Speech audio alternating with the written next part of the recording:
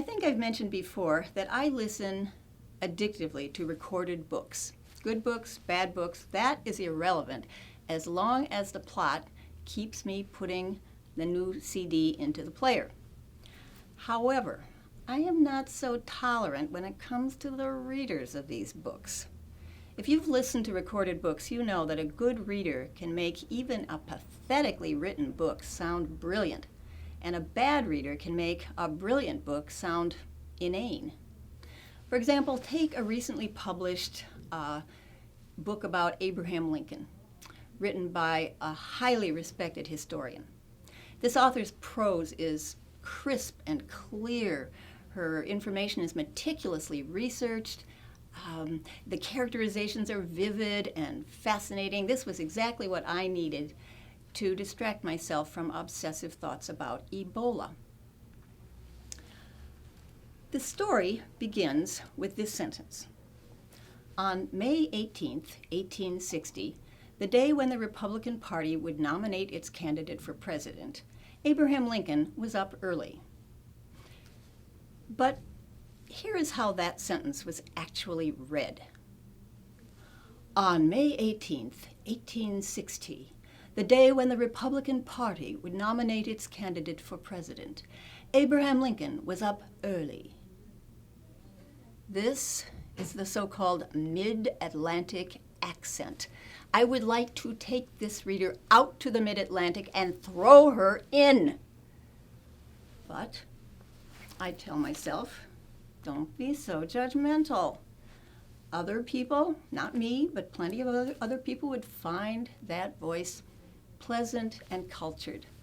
Although these would be people who themselves speak as if they were auditioning for the role of Mrs. Teasdale in Duck Soup. This book is 754 pages long, which amounts to 42 hours of listening to the mid-Atlantic accent. The reader continues.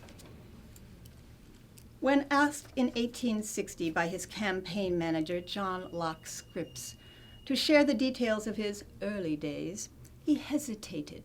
Why, Scripps, it is a great price of folly to attempt to make anything out of early life. It can all be condensed into a single sentence you will find in Gray's Elegy, the short and simple annals of the poor. She is quoting Abe friggin' Lincoln. The man learned to read by candlelight. He earned his living splitting logs. Why does she make him sound like James Lipton from inside the actor's studio? But it's my own fault. I should just get the print version and read the book to myself out loud. There's another problem with books on CD.